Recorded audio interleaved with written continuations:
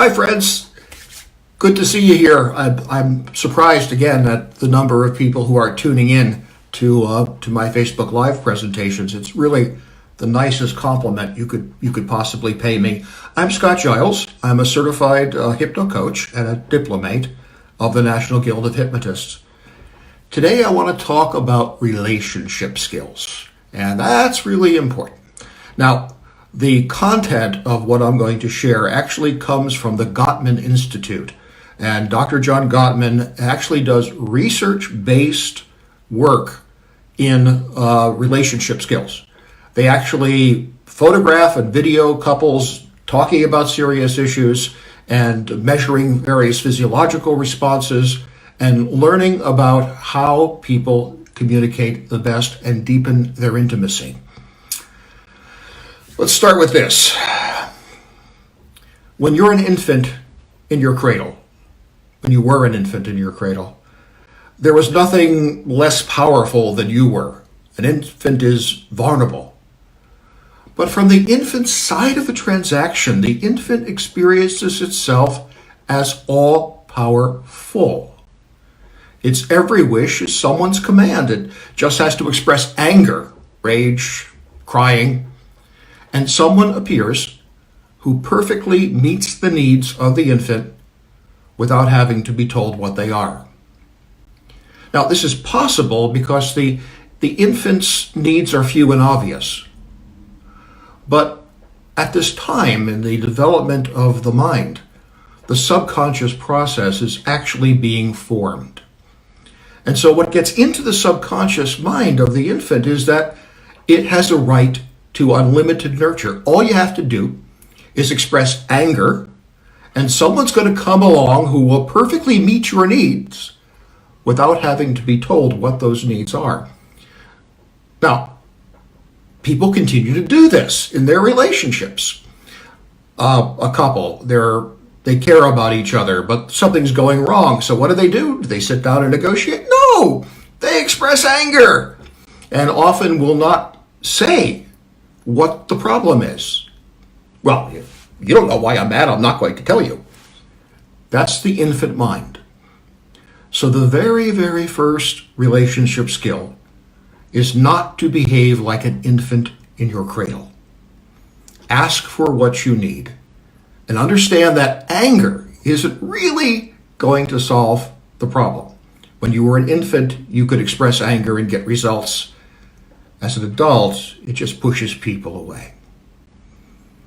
Now, the Koban Institute, when they watched couples deal with very serious issues in their relationship, what they discovered is that they could accurately predict what marriages, what relationships were going to be lasting and what were not likely to last very long at all. And the thing they looked for is the verbal behavior of the couple. There is nothing wrong with complaining about another person's behavior. Complaints about behavior are how you kind of get change. You know, you said you were going to take out the garbage and you didn't, and that really disappoints me. That's a complaint about behavior. And couples who kept things at that level were pretty much okay because there's something you can do about a complaint about behavior. You take the garbage out now. But couples who didn't complain about behavior, but instead chose to express contempt about the other person, those relationships went on the rocks very, very quickly. You're a lousy so-and-so and a lousy husband because you didn't take out the garbage.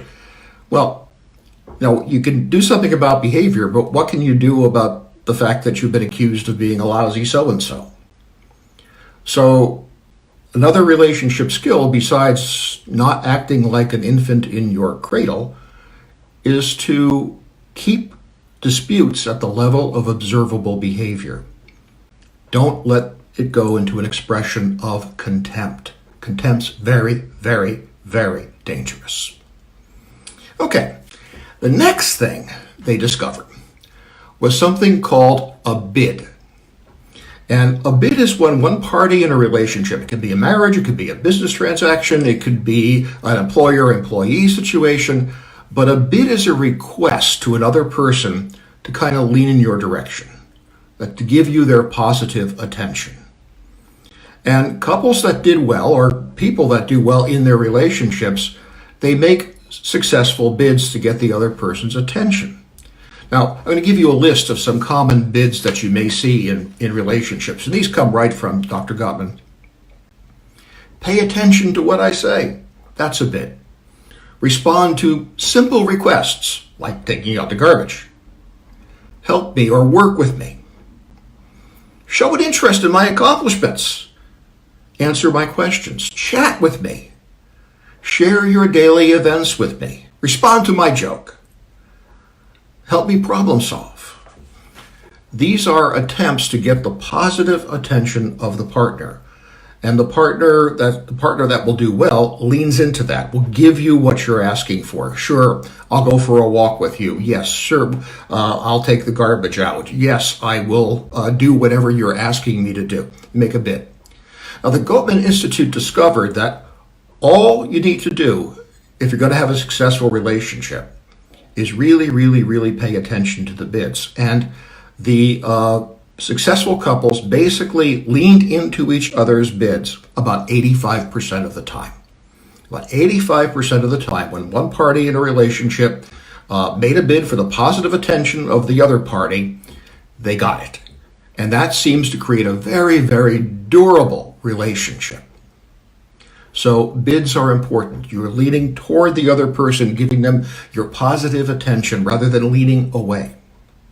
Now, look at another context, an occupational situation. You complain to your boss about something that's going wrong on the job. That's a bid. Does the boss lean in? Well, I can't get you an assistant right away, but maybe we can look at that workload and do something about that downstream. That's leaning in.